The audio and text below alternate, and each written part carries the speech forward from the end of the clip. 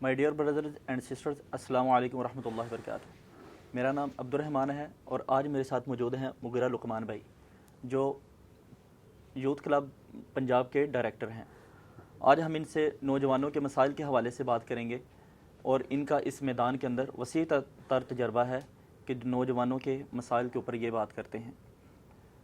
السلام علیکم۔ وعلیکم السلام مغیرہ بھائی کیا حال ہے؟ الحمد للہ، خیریت سے؟ الحمد صحیح، للہ۔ ماشاء اللہ۔ اچھا مغیرہ بھائی، سب سے پہلا کویشچن یہ ہے کہ آپ یوتھ کلب کے ساتھ کب سے کام کر رہے ہیں اور آپ کا اس میدان کے اندر کتنا تجربہ ہو چکا ہے کہ نوجوانوں کے ساتھ آپ مسلسل آن دی فیلڈ ہیں؟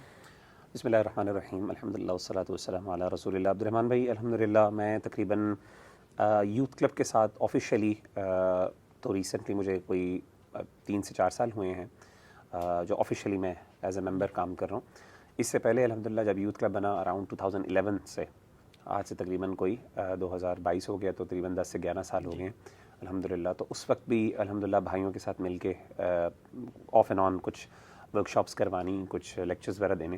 تو اس وقت ایز سچ میں آفیشیل ممبر نہیں تھا، ٹو بی آنیسٹ۔ اس ٹائم ہمارا کوئی ایسا کوئی اسٹرکچر بھی نہیں تھا جس کی وجہ سے ہم لوگ کوئی کریں، لیکن الحمد للہ اس سے ساتھ آف اینڈ آن لیکچرز وغیرہ ورک شاپس وغیرہ دیتے رہتے۔ لیکن دعوتی میدان اس سے پہلے الحمد للہ 2011 سے بھی پہلے کوئی 2-3 سال الحمد للہ پہلے ہم نے جو ہے دین کی کام مختلف جگہوں پہ مختلف ذریعوں سے الحمد للہ شروع کر دیا تھا۔ اچھا، میرا دوسرا سوال یہ ہے کہ آپ کی زندگی کے اندر ٹرننگ پوائنٹ کیا تھا کہ جس نے آپ کو دین کی دعوت کا کام کرنے پر مجبور کیا؟ وہ کیا انسپائریشن تھی آپ کی؟ یہ بہت اچھا آپ کا سوال ہے۔ بنیادی طور پہ آج سے مجھے یاد ہے کہ مجھے ایگزیکٹلی وہ ڈیٹ یاد نہیں ہے، لیکن وہ واقعہ مجھے انسیڈنٹ یاد ہے کہ سب سے پہلے فیس بک پہ آپ کو یاد ہوگا کہ ڈرا محمد ڈے سب سے پہلے فیس بک نے ایک بنایا تھا، ایک اللہ کے رسول صلی اللہ علیہ وسلم کی توہین کے اوپر ایک کمپٹیشن کا آغاز کیا تھا۔ اس ڈرا محمد ڈے کا جو اناؤنسمنٹ انہوں نے جب کی، تو اس وقت میں نیا ہم نے فیس بک شروع کیا تھا۔ اس سے پہلے اورکٹ ہوتا تھا، ایک زمانے میں وہ یوز کرتے تھے جب میں اپنے یعنی ابتدائی تعلیم میں حاصل کر رہا تھا اس وقت ایز اے اسٹوڈنٹ۔ تو فیس بک کے اندر ہوا یہ کہ ہم لوگوں نے، جیسے آپ کو پتہ ہے کہ مسلمانوں میں یہ پہلا ایک سوشل میڈیا کے اوپر یہ الغار تھی، خاص طور پہ نبی صلی اللہ علیہ وسلم کی ذات مبارک کے اوپر۔ تو ہم نے ساروں نے پھر یہ تہیہ کیا کہ ہم اس کو چھوڑ دیں گے۔ تو ہم نے، میں اور میرے کچھ دوست تھے، ہم لوگوں نے وہ فیس بک پہ چھوڑ دیا، اس سے ایک بائیکاٹ کر لیا اور اپنے اکاؤنٹس کو ڈی ایکٹیویٹ کر دیا۔ اس دوران میرے ماموں استاذ شیخ انس جو ہیں، وہ مجھے یاد ہے کہ میں ان سے ایک دفعہ ملا تو میں نے دیکھا وہ فیس بک یوز کر رہے تھے۔ انہوں نے فیس بک بلکہ اس کے بعد شروع کیا، تو میں نے ان سے کہا کہ ہم سارے بھائی جو ہیں یونیورسٹی کے اسٹوڈنٹس اور میرے جو دوست ہیں جو دیندار، ایٹ لیسٹ اتنے دین پریکٹسنگ تو نہیں تھے، ہم لوگ دیندار تو نہیں تھے، لیکن الحمدللہ ایک شعور تھا، ایک اچھا، چونکہ نہیں کہ اچھا ایک علمی فیملی سے میرا تعلق ہے، مذہبی فیملی سے، تو ایک شعور تھا، ایک احساس تھا، نبی صلی اللہ علیہ وسلم کی عزت اور احترام تھا دل میں۔ تو میں نے کہا کہ ہم لوگوں نے تو یہ چیز چھوڑ دی ہے، تو آپ نے یہ شروع کر دی ہے، تو ہم نے تو بائیک آؤٹ کر دیے۔ تو انہوں نے کہا کہ دیکھیں، بات یہ میں سمجھتا ہوں کہ ہمیں اس کو بائیک آؤٹ، وہ تو چاہتے ہیں کہ وہ بائیک آؤٹ کریں ہم، تاکہ وہ ان کے پاس یہ پورا پلیٹ فارم ہو اور وہ اپنی جو چاہیں گندگی اس میں پھیلا سکیں۔ کفر تو یہ چاہتا ہے، لیکن اصل بات یہ ہے کہ ہمیں چاہیے کہ ہم فیس بک اس کو اب صرف دین کے لیے یوز کریں۔ یعنی جس پلیٹ فارم پہ انہوں نے نبی صلی اللہ علیہ وسلم کی ذات کے خلاف جو ہے نا وہ الغار کرنے کی کوشش کی ہے، تو ہم وہاں پہ اللہ کے اسی نبی کی جو ہے وہ ذات کی جو ان کی سنت ہے اس کو زندہ کریں، ان کی زندگی کو لوگوں کے سامنے لے کے آئیں، ان کے دین، ان کے مشن کو لوگوں کے سامنے واضح کریں۔ تو جب انہوں نے یہ بات کہی تو انہوں نے کہا کہ میں تو سمجھتا ہوں کہ ہمیں اس کو، ہاں آپ اس کو پرسنل نہ یوز کریں، اس مقصد کے لیے یوز کریں، تو یہ پھر آپ کا ایک نیکی کا کام ہوگا۔ تو الحمدللہ وہ جب انہوں نے یہ بات کی تو پھر میں نے اور میرے کچھ بھائی تھے جنہوں نے کیا تھا، ہم نے پھر دوبارہ ایک نئے عزم کے ساتھ الحمدللہ ہم نے آغاز کیا، اور وہاں سے پھر ہم نے کچھ پروگرامز، کچھ گروپس بنائے، اور کچھ وہاں سے پھر ہمارے ماشاءاللہ یوتھ کلب کے جو بھائی تھے بہت زیادہ، مجھے وہاں سے ہمیں یوتھ کلب سے، اس ٹائم یوتھ کلب نہیں تھا، تو وہاں سے کچھ بھائیوں سے میری ملاقات ہوئی۔ تو اس کے بعد پھر آہستہ آہستہ یوتھ کلب بنا، پھر بعد میں ہم نے سوچا کہ ایک ادارہ بننا چاہیے، تو اللہ کا شکر ہے پھر وہ ایک یوتھ کلب کھڑا ہو۔ جی اچھا، آج کل لڑکیوں اور لڑکوں کے اندر منشیات کا رجحان دن بدن بڑھتا ہی جا رہا ہے، اور نوجوان نسل اس کو ایز اے فیشن سمجھ لیں، کچھ اس طریقے کے ساتھ وہ انہیل کر رہی ہوتی ہے کہ، اور اس کے ساتھ معاشرے کے ساتھ تو وہ برے جانے ہی جا رہے ہیں، بیسیکلی وہ مورل ویلیوز کو بھی اپنے کھو رہے ہیں۔ بالکل ایسے اس کے حوالے سے آپ کا کیا کہنا ہے کہ نوجوان نسل کو ہم اس سے کیسے دور رکھ سکتے ہیں؟ دیکھیں میں سمجھتا ہوں عبد الرحمن بھائی بہت اہم سوال ہے. اس پہ ہم نے ہمارے مختلف پروگرامز اور شوز ہوتے رہتے ہیں یوتھ کلب کے. مختلف اسپیکٹس ہیں, مختلف جہات ہیں, مختلف لوگوں کے مختلف کردار ہیں. حکومت کا بھی کردار ہے, یونیورسٹیز کا کردار ہے, خاندان کا کردار ہے, دوستوں کا کردار ہے. انفیکٹ اگر آپ دیکھیں جو کازز ہیں, جو ذرائع ہیں جن کی وجہ سے یہ منشیات ایکچولی منشیات یہ یونیورسٹیز میں آتی ہیں, ان کو روک تھام کرنا. دوسری بات یہ کہ خاص طور پہ یوتھ جو ہے جس ٹائم ڈس اورینٹیڈ ہے, یعنی ان کا کوئی جہت نہیں ہے, ان کی کوئی ڈائریکشن نہیں ہے زندگی کی, تو ان کے پاس اپنی زندگی کے اندر کچھ کرنے کے لیے ایسا ہے نہیں, جس کی وجہ سے وہ یہ ساری چھوٹی چھوٹی چیزوں کا بڑے آرام سے شکار ہو جاتے ہیں. یعنی دنیا ایک ویژن نہیں ہے, کوئی بڑا مقصد نہیں ہے زندگی کے اندر. انرجیز بہت زیادہ ہیں. اب انرجیز بہت زیادہ ہیں تو اب کیا کریں؟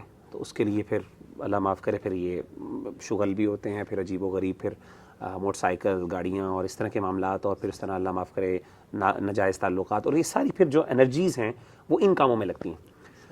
تو میں سمجھتا ہوں کہ اس میں مختلف جہات سے کام کرنا چاہیے. خاندانوں کا جو خاص طور پہ کردار ہے اور دوستوں کا, میں سمجھتا ہوں بہت اہم ہے. فیملیز کا خاص طور پہ, جس میں گھر کے بڑے, اور ہمارے ہاں دیکھیں کہ خاص طور پہ یونیورسٹیز کی اگر آپ بات کریں تو ہاسٹل سسٹم جو ہے میں اس کے بڑے خلاف ہوں, ٹو بی ویری آنیسٹ. ہاں کوئی مجبوریاں ایک الگ ہوتی ہیں اپنی جگہ پہ, لیکن نا اس عمر میں جب بندہ بالکل نوجوان ہے, انرجی پوری زیادہ, اس وقت اکیلے چھوڑنا بچوں کو اس طریقے سے, اور خاص طور پہ بچیوں کو بھی چھوڑ دینا, کئی لوگ چھوڑ دیتے ہیں, تو میرے خیال ہے بہت بڑی بات ہے. اور اس کی وجہ سے پھر آپ دیکھیں اللہ معاف کرے اتنی برائی ہے, جو کہ یوتھ کلب میں ہم ہیں تو ہمیں اندازہ ہوتا ہے, بہت سے ہمارے پاس کیسز آتے ہیں, میجورٹی کیسز جو ہوتے ہیں نا وہ ہاسٹل اور اس طرح کے مسائل کی وجہ سے ہوتے ہیں. تو میں سمجھتا ہوں کہ فیملی سسٹم کو اسٹرانگ کرنے کی ضرورت ہے.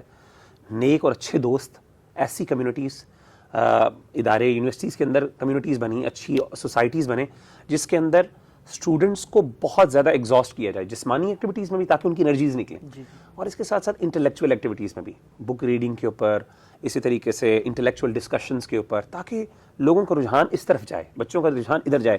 تو اس طرح کی جو چیزیں ہیں نا, پھر وہ بندہ جو ہے نا, ان کے پھر یہ چیزیں پھر انسان کو سمجھ آتی ہیں کہ یار یہ چیزیں بہت, ورنہ اگر یہ چیزیں نہیں ہیں, ایک بندہ جو بالکل ہاسٹل میں بیٹھا ہوا ہے, اس کی پڑھائی بھی اس کو پتا ہے کہ پاس ہو جانا ہے تھوڑے سے نمبر لے کے, کوئی اس کے لیے چیلنج نہیں ہے پڑھائی, اور آ جا کے یہ ساری چیزیں موجود ہیں اس کے سامنے, تو وہ کتنا ریزسٹ کرتا ہے, شیطان اس کے سامنے شامل ہے اس کے اوپر.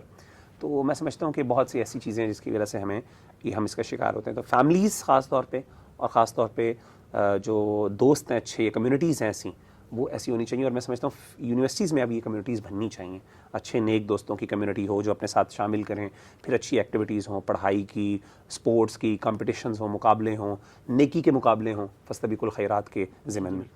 تو یہ میں سمجھتا ہوں. صحیح, ماشاء اللہ. اچھا, میرا اگلا کویشچن یہ ہے کہ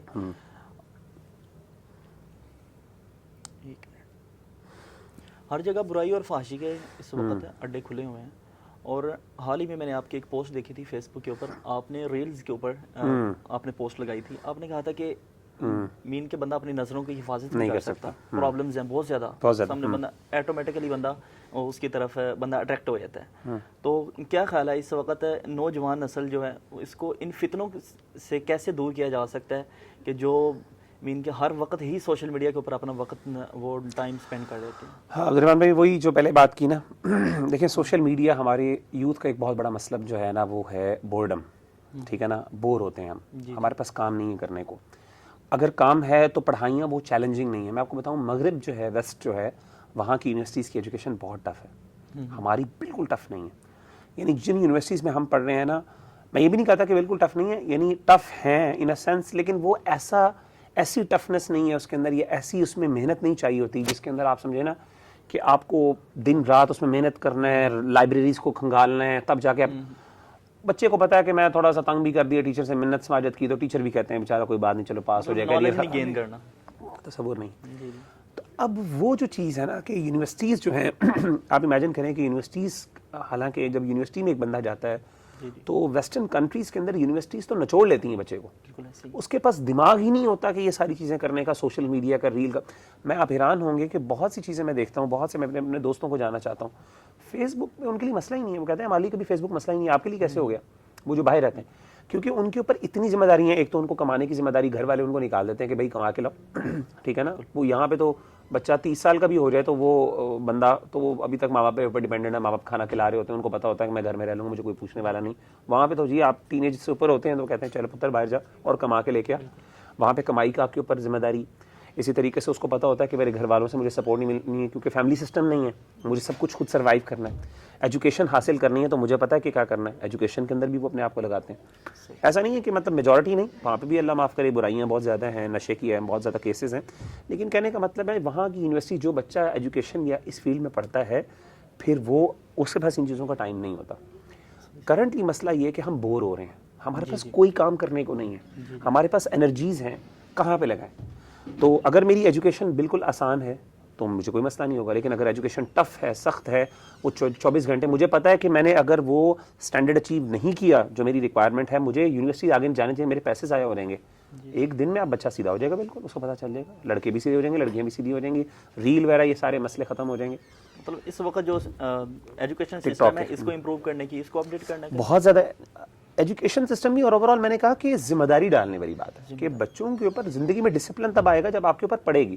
جب آپ کے لیے چیزیں آسان ہیں, آپ کو پتہ ہے سب کچھ خود ہو جانا ہے آرام سے, تو کوئی بھی نہیں محنت کرتا, کون محنت کرے. اچھا, نیکسٹ میرا کویشچن یہ ہے کہ اسلام کا جو بنیادی حصہ ہے نا, جس کو ہم 5 ارکان کہتے ہیں, وہ اسلام کا تقریباً 20% بنتا ہے, اور جو باقی حسن معاشرت ہے, معاشرہ کمیونٹی کیسے ڈیولپ کرنی ہے, اس کے اوپر اسلام کا جو حصہ بنتا ہے وہ تقریباً 80% بنتا ہے. بالکل. تو کیا مسئلہ ہے کہ ہماری نوجوان نسل کو بھی ہم یہی کہہ رہے ہوتے ہیں, مسجدوں کے اندر بھی درس یہی دے رہے ہوتے ہیں, بھائیو نماز پڑھو نماز پڑھو, ہم نماز کے اوپر تو فوکس کرتے ہیں, ہم مورل ویلیوز کے اوپر ہم کوئی فوکس نہیں کرتے, ہم اپنے معاشرے کو کیسے ڈیولپ کر سکتے ہیں.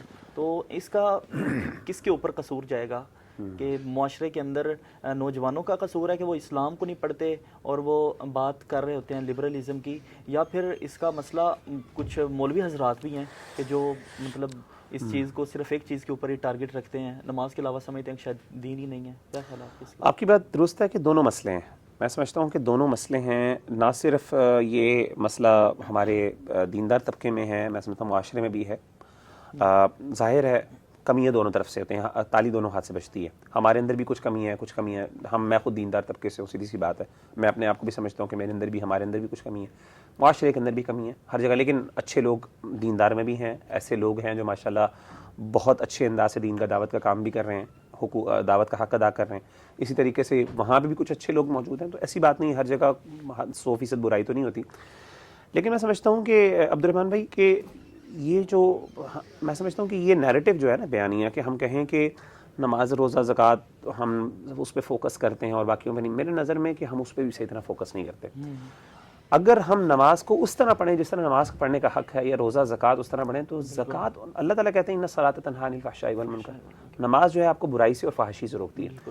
تو یہ کیسے ہو سکتا ہے کہ میں نماز پڑھ رہا ہوں اور میرے یہ چیز مجھے روک نہیں رہی, میرے معاشرت کے اوپر اس کا اثر نہیں پڑ رہا. اس کا مطلب ہے میں شاید فرض تو پورا کر رہا ہوں, لیکن اس کی جو اصل روح ہے, حقیقت ہے, وہ آپ اگر پڑھیں تو نماز کی روح اور حقیقت بہت بلند چیز ہے. یعنی آپ دیکھیں, نماز ایک سولوشن تھی نبی صلی اللہ علیہ وسلم کے دور میں ہر صحابی کے ہر مسئلے کی. ایک صحابی ہے, اللہ کے رسول صلی اللہ علیہ وسلم کے بارے میں آتے ہیں, صحابہ کہتے ہیں کہ اذا جذبہ امر فصلی, جب بھی کوئی مشکلات آپ کے اوپر آتے ہیں آپ کھڑے ہوتے نماز پڑھ لیتے ہیں, اللہ تعالیٰ مسئلے حل کر دیتے ہیں. جنگ میں جا رہے ہیں آپ نماز پڑھ رہے ہیں, جنگ بدر میں کھڑے ہوئے آپ نماز سے, حضرت ابوبکر غالباً کہتے ہیں, حضرت علی کہتے ہیں کہ میں نے پوری رات دیکھا, پوری رات سارے آرام کر رہے تھے, ہم لوگ تھکے ہوئے تھے, میں نے کہا صبح جنگ لڑنی ہے, اللہ کے رسول نے پوری رات روتے ہوئے اللہ کے سامنے نماز پڑھتے ہوئے گزار دی. اسی طریقے سے تابعین کا قول ہے کہ جب ان کے اوپر فائنینشیل کنڈیشن سخت ہوتی, مہنگائی بڑھتی, نماز کی طرف جاتے. کہنے کا مطلب یہ ہے کہ ایسی بات نہیں ہے کہ ان چیزوں کا, ان کا اثر بہت زیادہ ہے. مسئلہ صرف یہ ہے کہ معاشرت وہ اس کوالٹی کی نہیں ہے. دیکھیں ہم لوگ, ٹو بی ویری آنیسٹ, بری بات نہیں کہنے کی کیا ہے, ہم لوگ جگاڑی لوگ ہیں, ہر بات میں جگاڑ لگاتے ہیں. نماز میں بھی جگاڑ لگا رہے ہیں. جیسی نماز پھر کوئی فائدہ نہیں دے گی آپ کو. آپ نماز پڑھ رہے ہیں, آپ کا دماغ کہیں اور ہے, دھیان نہ آپ اس کو ویلیو دیتے ہیں, آپ نے بس ٹھنگے مارنے اور چلے جانا, اور آپ سمجھیں کہ نماز اب مجھے سارے معاملات صحیح کر دیں. نہیں کرتی ایسے نماز ایسی منہ پہ مار دی جاتی, سیدھی سی بات.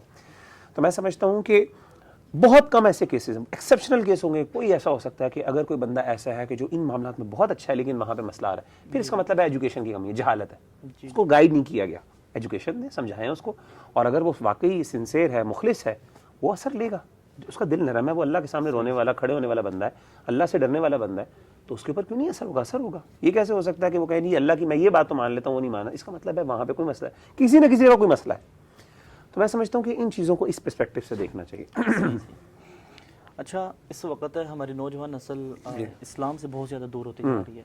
ان کے لبرلزم, اس کے اندر بہت زیادہ بڑھ کر اور کوٹ کر بھری جا رہی ہے. ایون کہ ہر کوئی کہتا ہے کہ اس وقت جو سب سے بڑا دین ہے وہ انسانیت ہے، اور اسلام کی تو اس کے اندر بات ہی کوئی نہیں آتی. لوگ شاید اسلام کو خود مذہب نہیں سمجھتے.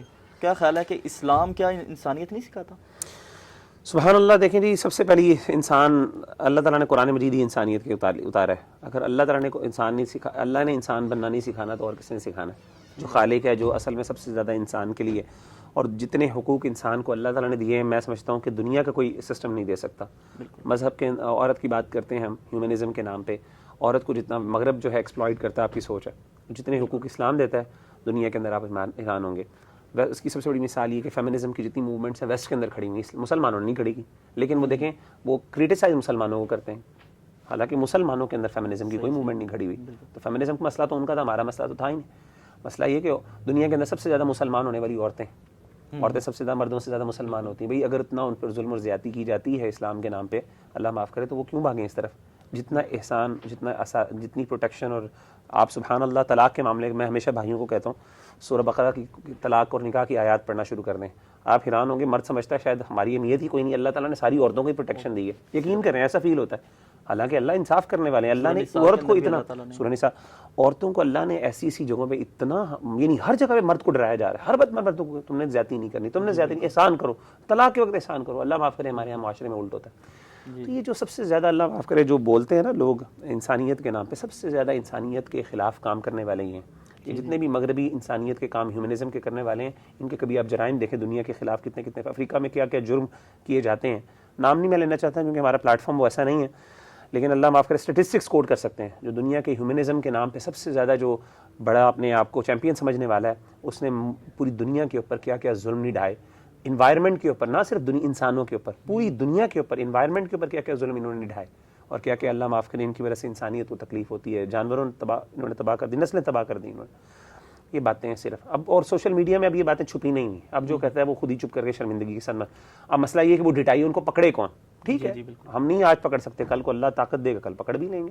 اللہ بھی پکڑ لے گا، ہم نہیں پکڑا تو اللہ پکڑ لے گا. اللہ ظالموں کو ایک حد سے زیادہ تو نہیں نا برداشت کرتا اپنی زمین پر. تو انشاءاللہ اب اگلا سوال یہ ہے کہ دنیا اور دین، لوگ سمجھتے ہیں کہ شاید یہ دونوں ڈیفرنٹ، دین کا دنیا کے ساتھ کوئی تعلق نہیں ہے اور دنیا کا دین کے ساتھ کوئی تعلق نہیں ہے. ایون کہ اگر آپ یونیورسٹیز کے اندر یا کالجز کے اندر اس وقت صورتحال دیکھیں تو نوجوان نسل ایسی بیٹھک ان کی چل رہی ہے نا، تو اس کے اندر کوئی بھی اگر آ کے دین کی بات کرنا شروع کر دینا تو وہ کہتے ہیں یار یہ یہاں پہ دین کی بات نہیں نہ کرنی، دنیا کی محفل چل رہی ہے. اور اگر وہاں پہ کوئی مسجد کے اندر کوئی دنیا کے طور پہ کوئی اچھی محفل لگی ہوئی ہے، کوئی اپنے مسائل کے اوپر بھی کوئی بات ہو رہی ہے، تو اس کو بھی کہتے ہیں نہیں جی یہاں پہ کوئی ایسا سین نہیں کریٹ ہونا چاہیے. تو کیا خیال ہے اس کو لیک آف ایجوکیشن کہیں گے، یا پھر ہمیں اسلام اتنا زیادہ سکھائی نہیں گیا کہ ہم دین اور دنیا کو اکٹھا لے کے نہیں چل سکتے؟ اصل میں یہ دھوکہ ہے جو کفر نے دیا ہے. یہ تو سیکولرزم کا کانسیپٹ ہے، دین اور دنیا علیحدہ ہے. یہ تو ہمارا کانسیپٹ ہی نہیں ہے. ہمارا تو دین یہ ہماری بات ہے کہ دین آیا ہی دنیا کے لیے، ورنہ اللہ نے مارس کے لیے تھوڑی بھیجا دین. اللہ نے اس دنیا کے لیے بھیجا، میرے اور آپ کے لیے بھیجا، اسی انسانیت کے لیے بھیجا، اسی سب چیز کے لیے بھیجا. تو اگر یہ نہیں بھیجا تو اور کس کے لیے بھیجا؟ تو اس میں تو دوسری رائے نہیں ہے. تو یہ دھوکہ ہے ہمیں جو دیا جا رہا ہے. دین اور دنیا میں کوئی فرق نہیں ہے. دین اور دنیا، اسلام آیا ہی دین کے لیے، تو اس میں تو کوئی دوسری رائے نہیں ہے. باقی ایجوکیشن کی کمی ہے، لوگوں کو دھوکہ دیا گیا ہے، لوگوں کو نہیں بتایا جاتا. صحیح. اچھا، نوجوان نسل کے اندر اس وقت عدم برداشت بہت زیادہ کم ہو چکی ہے، اور آئے روز انارکی، مطلب لڑائیاں اور یہ فساد اس وقت بڑھتا جا رہا ہے، اور محبتیں کم ہوتی جا رہی ہیں. بالکل صحیح. اس کے اوپر آپ کا کیا اوپینین ہے؟ بالکل ایسا ہی ہے جی. عدم برداشت، اللہ معاف کرے، جو ایگریشن ہے، وہی والی بات میں نے آپ کو بتایا نا کہ ڈائریکشن انرجیز کو صحیح طرح سے ڈائریکٹ نہیں کیا جا رہا. اللہ معاف کرے، ڈرگز، غلط ریلیشنز اور یہ ساری چیزوں کی طرف جب ذہن جائے گا، ڈپریشن، انزائٹی، اس طرح کے ذہنی معاملات، اور یہ جو ہے نا ذہنی دباؤ اور یہ سارے معاملات ہوں گے، تو اس کی وجہ سے پھر کیا ہوگا؟ اللہ معاف کرے، ظلم، اور اسی طریقے سے انصاف نہیں ملتا ہمارے ہاں. تو یہ ساری ریزنز بنتے ہیں جن کی وجہ سے عدم برداشت، ایگریشن. پھر اسی طریقے سے جو کانٹینٹ ہم کنزیوم کر رہے ہیں سوشل میڈیا کے اندر، اس میں ایگریشن، وائلنس ہے، اور ہمارے پاس کوئی جگہ نہیں اس کو نکالنے کے لیے. کوئی جسمانی طور پہ کھانے ایسے ہیں جس میں اندر انرجیز بہت زیادہ ہیں، اس کو نکالنے کی کوئی جگہ نہیں. اسپورٹس ہم کرتے نہیں ہیں، محنت، فزیکل ایکسرسائزز ہماری ہیں نہیں. یہ ساری چیزیں، ہمارے ڈپریشن، ہمارے دماغ، یہ ساری چیزیں کیا بن رہی ہیں؟ سارا جا کے ہمارے دماغ کے اندر جاتا ہے، اور پھر اللہ معاف کرے اس کو ہم نکال نہیں پاتے. تو یہ ایگریشن اور یہ عدم برداشت اور یہ ساری چیزیں ظاہر ہے یہ ہماری لائف سٹائل کا مسئلہ ہے. تو میں تو سمجھتا ہوں کہ اپنی نیچرل لائف سٹائل میں آئے بندہ، محنت کرے، جسمانی محنت کرے، اپنے آپ کو ذہنی طور پہ تھکائے، یہ برداشت والا مسئلہ 2 دن میں حل ہو جاتے ہیں. اچھا سیکنڈ لاسٹ کویشچن ہے میرا.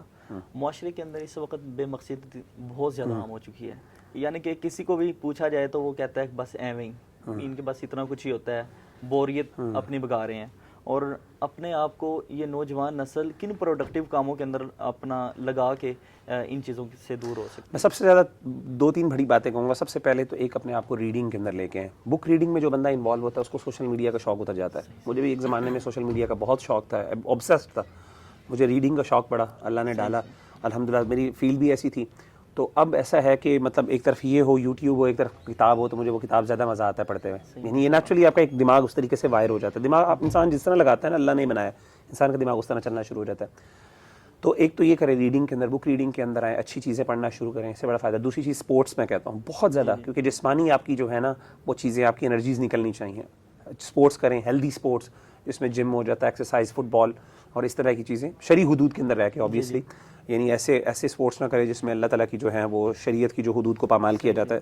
جائز جو اسپورٹس الیکٹرانک گیمز کو آپ اس کے اندر میں بالکل نہیں ریکمینڈ کروں گا. الیکٹرانک گیمز اگین وہی بڑی بات ہے کہ یہ چیزیں وہی انسان کے وہ جو ہے یہ وہی سوشل میڈیا کے ایک آلٹرنیٹیو ایڈکشن ہے, اور یہ اس سے بھی بری ہے بعض اوقات. تو میں سمجھتا ہوں اسپورٹس. تیسری چیز یہ ہے کہ اپنی اسٹڈیز کے اندر, اپنی ایجوکیشن کے اندر محنت کریں. ویژن ہائی ہونا چاہیے, کوشش کریں کہ اچھی ایجوکیشن لیں. یونیورسٹیز کے اندر اگر آئیں تو ابھی معاشرے کے اندر سیدھی سی بات ہے, اگر آپ کی ڈگری اچھی ہے بھی, معاشرے کے اندر اتنے لوگ اچھی ڈگری والے ہیں, جب تک آپ نے کوئی ممتاز کام نہیں کیا تو آپ کو جابز نہیں ملنے والی, سیدھی سی بات ہے. تو کمپیٹیٹیو یعنی آپ کی انوائرمنٹ ہے, تو کمپیٹیٹیو انوائرمنٹ کے اندر اب آپ کو چاہیے کہ اپنے آپ کو ذرا دوسروں سے ایکسل کریں, اور اس کے لیے آپ کو ایسی محنت کرنی پڑے گی جو دوسرے نہیں کرتے. آؤٹ آف دی وے جا کے آپ کو کام کرنا پڑے, اس کے اندر اپنے آپ کو کریں, کورسز کریں, اپنی زندگی کا کوئی فائدہ اٹھائیں. زندگی ایک دفعہ ملنی ہے اور اس کے بعد انسان کو نہیں ملنی, یہی سب کچھ ہے. تو انسان اس کو بہترین طریقے سے گزارے, ویژنری لائف گزارے. بالکل. اچھا لاسٹ کویشچن ہے, کیا زندگی صرف کھیل اور کود کا ہی نام ہے؟ وہ کہتے ہیں کہ بس آئے ہیں دنیا کے اوپر چل دیے ہیں, انجوائے کرو, کھاؤ پیو, بس اس کے علاوہ شاید لائف ہی نہیں ہے. بالکل. دیکھیں قرآن مجید یہ تو یولو کا کانسیپٹ ہے جو ویسٹ نے دیا ہے, یو اونلی لیو ونس اور life is just a game. تو ہمارے ہاں تو بیسکلی کانسیپٹ ہمارے دین نے تو کہا کہ اللہ تعالیٰ نے دنیا کو بہت بڑے عظیم مقصد کے لیے پیدا کیا. اللہ نے فرمایا انسان کو پیدا کیا, وما خلقت الجن والانس الا لیعبدون. تو اصل میں اللہ کی بندگی اتنی بڑی چیز ہے, اللہ نے اس کے لیے کیا. اللہ نے اس سے پہلے جو پہاڑ تھے, آسمان تھے, ان کو اللہ تعالیٰ نے آفر کی, لیکن انہوں نے نہیں قبول کیا. انسان نے اتنی بڑی ذمہ داری اٹھا لی, جس کی وجہ سے انسان کو اللہ نے اشرف المخلوقات بنایا. علماء کہتے ہیں, غالباً امام ابن قیم رحمہ اللہ, امام نے ابن الجوزی رحمہ اللہ کی رائے ہے کہ وہ چیزیں جو انسان کو ممتاز کرتی ہیں دوسروں میں سے, ان میں سے ایک بہت بڑی چیز ہے باقی مخلوقات سے, وہ انسان کی عقل نہیں بلکہ انسان کی مقصدیت ہے. اللہ نے جو انسان کو مقصد دیا وہ کسی دوسری مخلوق کو نہیں دیا. اتنی بڑی مقصد ہے اللہ تعالیٰ نے انسان کو دیا, مقصد اللہ کی بندگی ہے. تو اللہ کی بندگی اتنا بڑا مقصد ہونے کے بعد, اور میں سمجھتا ہوں جو بندہ اس مقصدیت کو سمجھ لیتا ہے نا, اس کے نزدیک پھر دوسرے کام بہت چھوٹے ہو جاتے ہیں. پھر وہ اپنی زندگی نا گزارتا ہے, پھر وہ کہتا ہے کہ یار میں کدھر رہ رہا ہوں, میرا مقصد تو دنیا کو, یعنی میرا تو اللہ تعالیٰ نے کہا نا خلیفۃ فی الارض, زمین میں خلیفہ بنایا. تو ہمارا مقصد تو دنیا کو, اللہ نے ہماری دنیا ہمارے لیے بنائی ہے, اور ہم کیا کر رہے ہیں, اللہ معاف کرے, چھوٹی سی چیز ایک موبائل کو ہم کنٹرول نہیں, وہ ہماری زندگی کو کنٹرول کر رہا ہے. جی بالکل. تو میں سمجھتا ہوں کہ مقصدیت اگر انسان کو پتہ چل جائے تو انسان کا ویژن بنے گا, اور ویژن کے ساتھ انسان کی پھر پوری زندگی اس کے پیچھے چل جاتی ہے. تو ویژن کریں گے. مغرا بھائی بہت شکریہ آپ کا, آپ نے جزاک اللہ خیر, اللہ تعالیٰ آپ کو بہت شکریہ, بارک اللہ فیکم. السلام علیکم. جسٹ ریٹیک ایک لینا ہے ہم نے انٹرویو, جو انٹرو ہم نے لیا تھا